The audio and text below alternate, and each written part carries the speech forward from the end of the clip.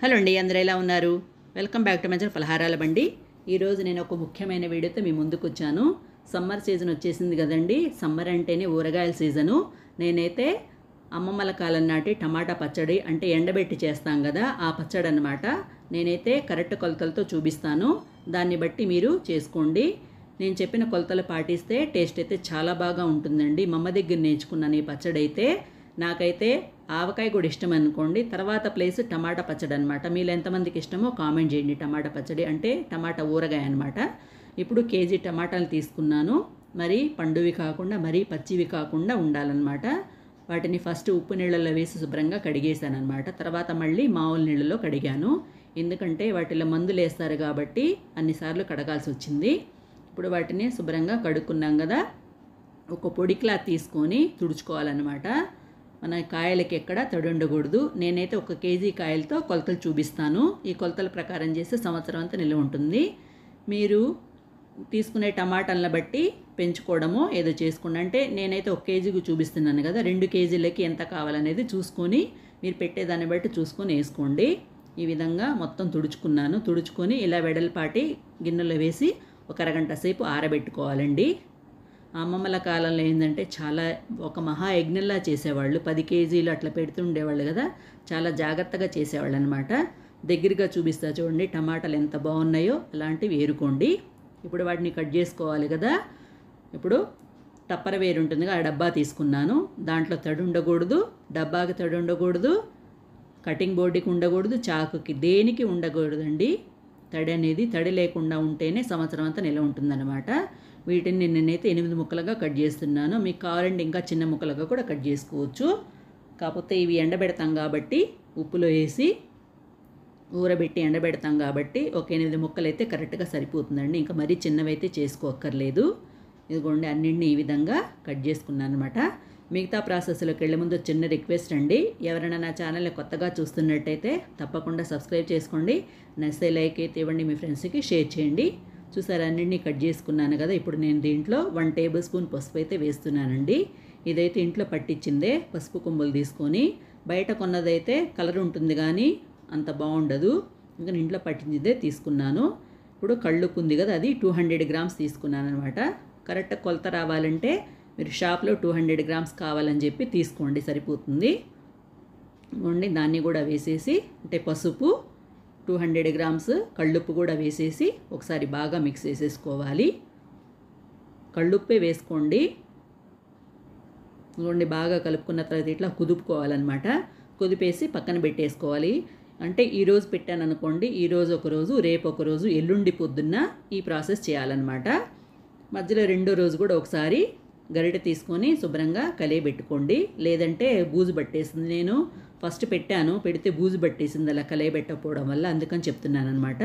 ఇప్పుడు చేతికి కూడా తడి ఉండకుండా ఈ విధంగా ముక్కల్ని పిండేసుకోవాలి. చేత్తోనే పిండాలండి, అప్పుడే కరెక్ట్గా వస్తుంది. కొన్ని ఏంటంటే మనం చేత్తో చేయాల్సినవి చేత్తో చేయాలి, గరిటెతో చేయాల్సినవి గరిటెతో చేయాలి. ఇదిగోండి ఈ విధంగా మొత్తాన్ని పిండేసుకుంటున్నాను. చూసారా చూడ్డానికి కూడా ఎంత కలర్ఫుల్గా ఉన్నాయో టమాటాలు కూడా. అట్లా ఉండాలన్నమాట.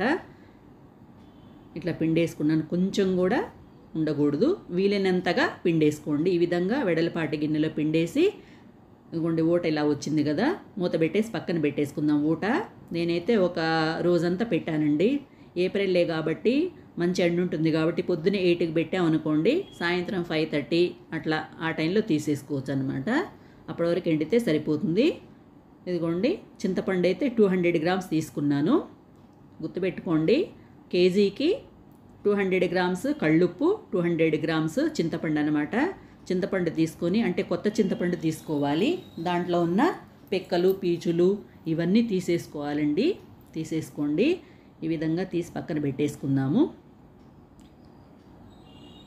ఇప్పుడు పొద్దున్నే మనం ఏం చేస్తామంటే ఇట్లా పిండేసి ఎండలో పెడుతున్నాం కదా, మధ్యాహ్నం ఏంటంటే 1 గంట సేపు, అంటే 12 ఆ టైంలో ఊట కూడా ఏం చేస్తారంటే, అంటే 3వ రోజు మనం పిండి ముక్కలు ఆరబెడతాం చూడండి, ఎండబెడతాం చూడండి, ఆ రోజు 1 గంట సేపు ఊటని కూడా ఎండలో పెట్టేయండి. మరీ ఎక్కువ పెట్టద్దు, ఎక్కువ పెడితే ఏంటంటే మొత్తం ఆవిరైపోతుంది. చూసారు ఈ విధంగా పిక్కలు, పీచులు ఇవన్నీ వచ్చేసాయి కదా, ఇట్లా ఉండాలి. అన్నీ తీసుకుంటే ఇలా వచ్చిందనమాట. ఇప్పుడు ఈ జ్యూస్లో, అంటే జ్యూస్ 1 గంట ఎండలో పెట్టుకోవాలి, మళ్ళీ చెప్తున్నాను. ఎండలో పెట్టుకున్న తర్వాత తీసేసుకొని ఇప్పుడు ఈ చింతపండుని కూడా ఈ ఊటలో వేసేసి ఒకసారి బాగా మిక్స్ చేసేసుకోవాలన్నమాట. స్పూన్తోనే చేసుకోండి. ఇదిగోండి, ఇక్కడైతే స్పూన్ యూజ్ చేయొచ్చు.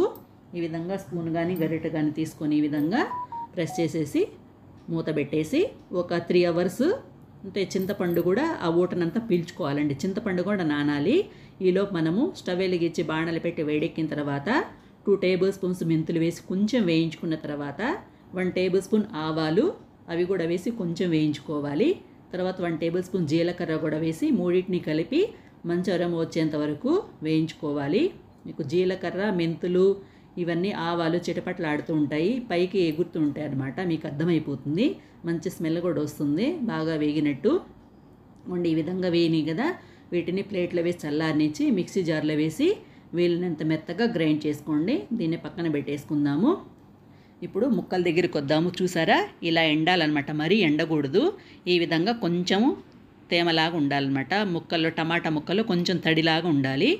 ఈ టమాటా ముక్కల్ని మిక్సీ జార్లో వేసి వీళ్ళనంత మెత్తగా గ్రైండ్ చేసుకున్నాను. ఇప్పుడు చింతపండు ఊటలో వేసి కలిపాం కదా, దాంట్లోనే మనం మిక్సీ పట్టుకున్న ఈ టమాటాలని కూడా వేసి ఒకసారి బాగా మిక్స్ చేసేసుకోవాలన్నమాట.